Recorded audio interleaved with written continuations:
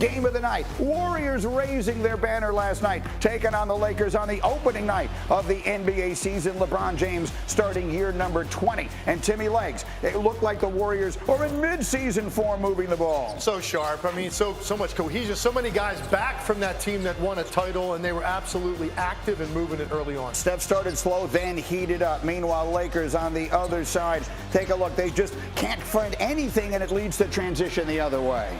Get out in the open floor. This is when they're most lethal. Klay Thompson on a minutes restriction right now. Had to pick his spots, found one right there on the pull-up. Third quarter we go. Warriors had a 10-point lead, and now we're going to go a little on the reverse side of this thing here as the Lakers turn defense into offense, and LeBron still has this. This was the message all preseason, right? We got to be a better defensive team. They add Patrick Beverley. You think it's going to be something that's a tone with this team, at least for this stretch. You saw some hope defensively. LeBron had 31, Lakers within 8, but now in the third, Golden State has turned it up, and the Warriors are getting out on the break, and this is where they're lethal finding Steph in the corner. Yeah, there's just so many options in the open floor. Too many bases to cover defensively to protect the paint and get out to shooters. Next possession, it's Steph again. He had 4 threes, 33 for Steph, only 4 of them in the first quarter. Again, as I mentioned, he heats up. Warriors up 20 going to the fourth, and it continues. More from Steph Curry. Yeah, high ball screen, pull up. He had a very slow start in this game. I think he was 1 for 7 early. Had a big night, though. Warriors win big. LeBron's Lakers have some questions, particularly on shooting. I think we're getting great looks, I think, but it also could be teams giving us great looks. I mean, if you be completely honest, we're not a team that's constructed of great shooting. And that's just the truth of the matter is. It's not like, we're sitting here with a lot of lasers on our team. Well, that is a very honest and perhaps troubling assessment from LeBron James beginning season number 20. And, of course, Woj is with us this morning. And Woj, on Countdown the other night, Jalen Rose was saying that the Lakers have the potential to be special this year, but they need to make moves. Is this the squad that we will see the Lakers have throughout the entire season? Yeah, the Lakers are really devoid of player trade assets. What they really have available to them that is appealing to other teams, unprotected picks in 2027 and 2029. And what the Lakers have looked at, what they'll continue to look at, is packaging those picks with Russell Westbrook's expiring $47 million contract to see what would be available in the marketplace. They've talked a lot with Indiana. Those have cooled. That'll probably start up again at some point if the Lakers are willing to give up both first-round picks in a deal for Buddy Hield, Miles Turner. Look, that would be a huge difference, and one would wonder, if you have LeBron James, your chance of winning is right now, what are you worried about 27 and 29? In the meantime, is there a role on this team, Tim Legler? The Lakers are now 11-11 when their big three, and I'm going to put that in air quotes, actually play together. Is there a role on this team for Westbrook? Here's what stood out to me last night, including Russell Westbrook. This team doesn't play with any passion. They did not look to me like they believed they belonged on that court with the Golden State Warriors. It was a series of individual playmaking from LeBron and AD mainly. Westbrook had a decent night numbers-wise. The rest of their roster, they're just out there logging minutes. Like, no one's empowered to go out there and fit into a particular style where they feel like they can go be themselves. It's basically sort of get out of the way of LeBron and AD and just let them play. And at no point did it look like they had, up on their toes where they thought, we're out here tonight for a slugfest with this team to prove who we are early in the season. They looked like they caved pretty easily when the Warriors went on a run in the third quarter. That, to me, was the most demoralizing part of the night, because I'm looking at LeBron and AD saying, hey, these two guys are healthy. We always say that every year, but I don't believe that. Based on what I saw last night, they're miles away from being a legitimate contender. The Warriors miles away from being a legitimate contender. There you have it. And again, the Warriors in the third quarter are the best team in the NBA. And Woj, do we have reason to believe now that all is well in Golden State? We obviously have all seen what happened with Draymond and everything else. They talk like they're good. They've got great leadership. Should we believe everything there is fine? There's a lot of optimism there, Greeny, that they will get through this Draymond Green, Jordan Poole situation. And I think a lot of what Draymond Green has done internally is put a lot of pressure, aggression on his teammates, the younger players. I think the belief in Golden State is he'll start to turn that more on opponents, less internally. He may not have the credibility to do that with this group moving forward, but they're at their best when Draymond is doing that against the teams they play, against star players he's covering.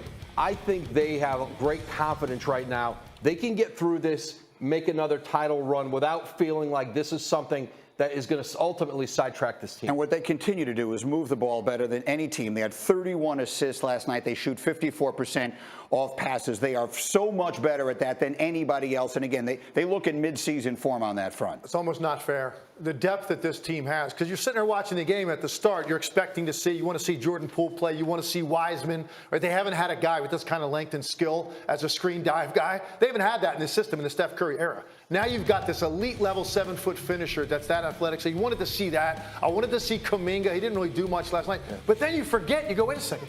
They also signed JaMychal Green. They signed Dante DiVincenzo. Like, these are guys that legitimately are going to fill serious roles for them. Defensively, it makes them better.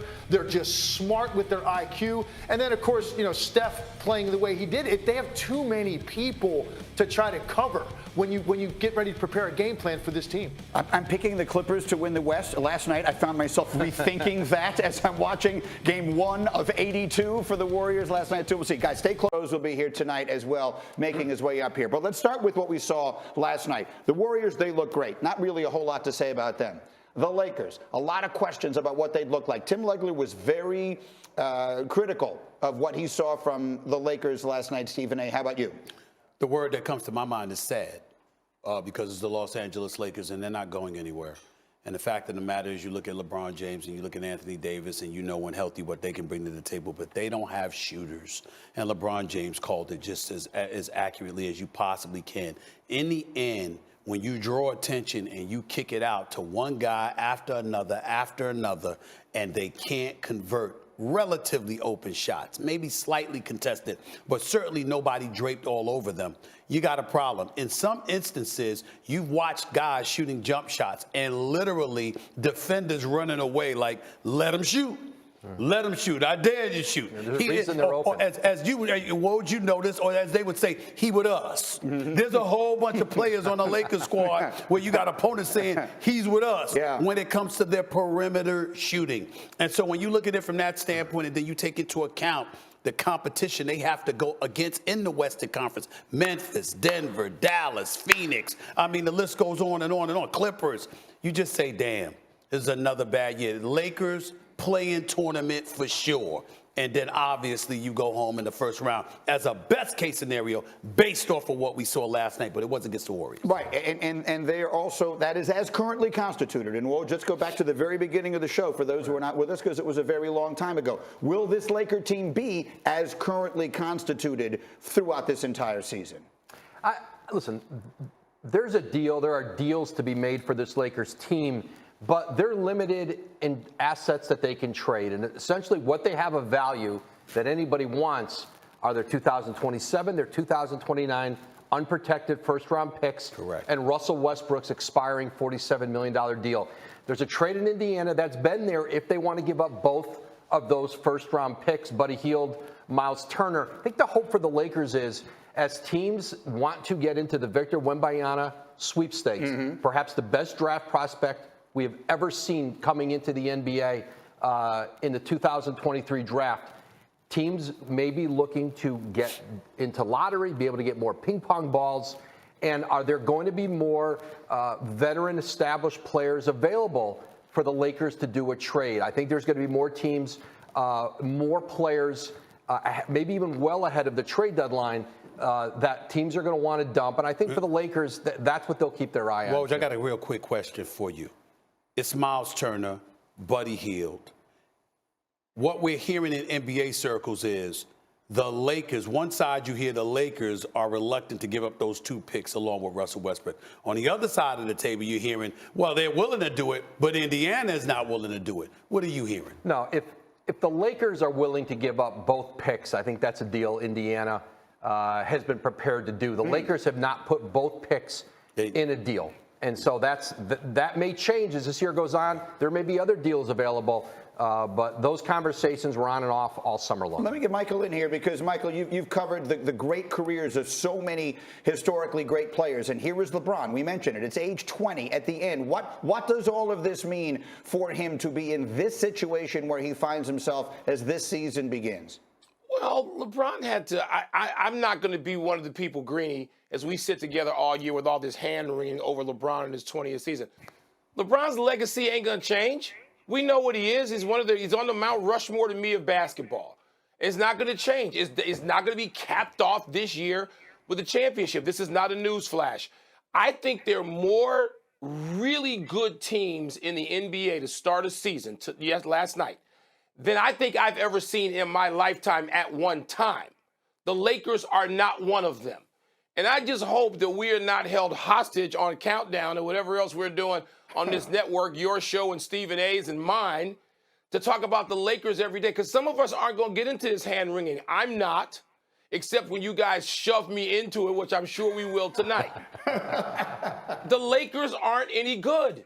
They're not. When I say any good, could they make the play? I expect them to actually be good enough, if healthy, to make the playoffs. That still means they can be sixth at best. They're not good enough to have this hand-wringing all year. Last night was not a surprise. I'm not going to be disgusted. We know they don't have shooters. We still don't even know if LeBron and Anthony Davis can be healthy all year. I'm putting them in maybe as high as a sixth spot if those guys are healthy and if they make that deal with Indiana. That may change some things. But as we keep saying, as presently constituted. But, you know, the Lakers and the Knicks really deliver me. Let me start in on my dear friend Stephen A. already. Here we go. We got the Knicks tonight. Are you kidding me? Why you got to bring up the Knicks? Yes, why would you? There's you gotta so bring up the many Knicks for? good teams in the league, and it's just people from massive markets. And I'm born and raised in Chicago, so I'm from a big market, okay? I'm not a small town kid. But I know this, the Lakers and the Knicks are really, a lot of people around the country are going, really? And we do want to see LeBron. We want to see LeBron play. I love watching him still in this 20th season. But don't tell me the Lakers and the Knicks are going to headline anything. You got to rub it in. Hey, what's up, guys? Jag from Jaggy Sports here. October the 19th, 2022, Warriors just obliterated the Lakers last night, and which leads me to the question, and to everybody out there who is wondering the same thing. Will the Warriors repeat as NBA champions? Only time will tell, but after seeing yesterday, and they have got it going on. I got to tell you that they are built from head to toe. I think they're one of the deepest rosters compared to, I think the Sixers have a deep roster. I think the Clippers have a deep roster as well, but nothing compared to the Warriors. The Boston Celtics, obviously, but at the end of the day, Warriors looked damn good last night. And I think the whole Draymond Green situation and Jordan Poole will be forgotten, because a lot of people forgot about it yesterday after seeing what they did to the Lakers. So my question to you guys is, will the Warriors repeat as NBA champions? Fair question, but I kind of need an answer here. So leave a comment in the comment section. You guys know what to do. This is Jag from Jaggy Sports.